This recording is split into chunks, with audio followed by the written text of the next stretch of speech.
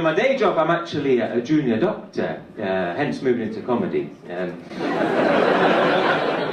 on read the other day, they did the first human face transplant, right? Amazing.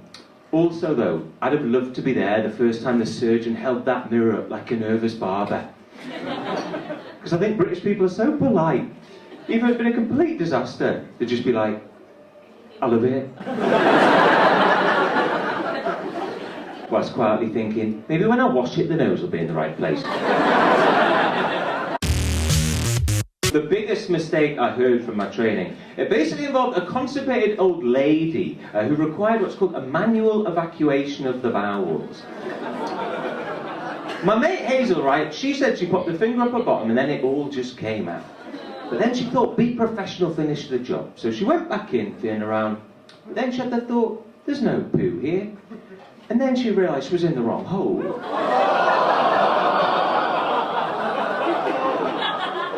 And then she came to me and said, Benji, promise me you'll never tell the story to anyone. And there's a little peek behind the comedy curtain here. Hazel was me.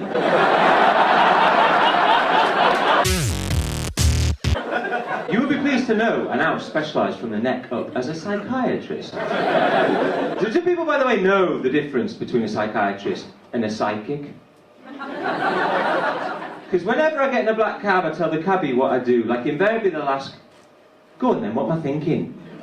That they're coming over here taking our jobs?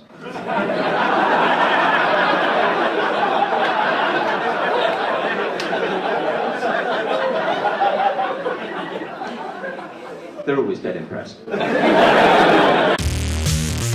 it's a cruel thing in mental health, right, that the illest patients don't even think that they're fine, right, which is why sectioning exists. The other day someone said to me, who the fuck are you to section me? Like, you're just a middle-class white boy who probably decided to be a psychiatrist after your mum once forgot you from cricket. And like, obviously, you know, I was thinking, no, that's not right. It was my au pair. Once you're in hospital, right, it's not just about medication, there's activities as well. The most popular activity on my ward is karaoke. But we had this really important inspection recently, and the inspectors arrived on the ward at the exact moment that our most unwell patient was on the mic, singing Gnarls Barkley's Crazy. So Judith's there going, I think I'm crazy. I was going to the nurses like, get her off the mic. But it was too late, like she was involving the other patients going, I think you're crazy.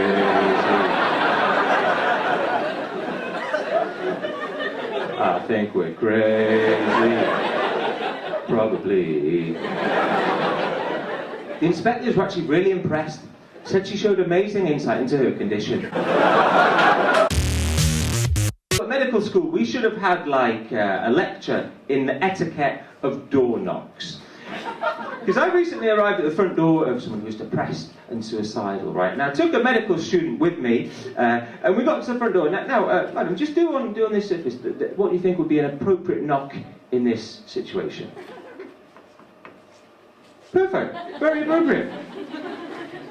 What this medical student did was...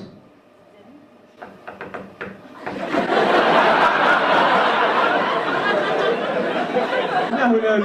The only time you should ever do that cheery door knock in the NHS is if you've got them an organ donor.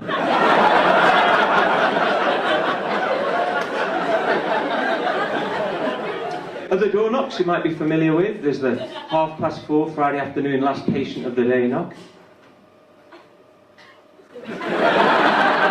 Oh, they're not in.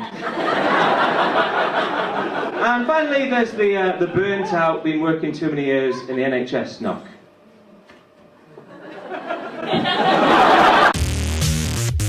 He was fine, actually, he wasn't suicidal, but he told us in the past that he had been, he said he'd actually once taken an overdose of 99 paracetamols. I asked him why that number right, and he said he'd bought 100, but dropped one on the floor and it got germs on. I'd probably do that classic thing, you know, probably get a Tesco's delivery in, you know, vodka and some razor blades. But knowing my luck, when the delivery guy arrived, he'd probably say that due to low stocks, he'd had to make some substitutions. Next thing, I'm sat in a hot bath with my replacement waxing strips. Wrists as smooth as a baby's bottom. The health secretary recently said that he wants people to speak to Alexa before going to see their doctor. I don't know if anyone saw that. Now, I have an Alexa, so I gave it a go. Alexa, I'm probably being a hypochondriac, but I have a headache. A brain tumour occurs when abnormal cells form. There are two main types of tumours. Cancerous tumours and metastasis. Okay, Alexa, stop. Thank you. I thought, okay, maybe physical health is not her forte. You know, I'll do some mental healthy ones. Today is the 5th anniversary of my cat's death. Congratulations.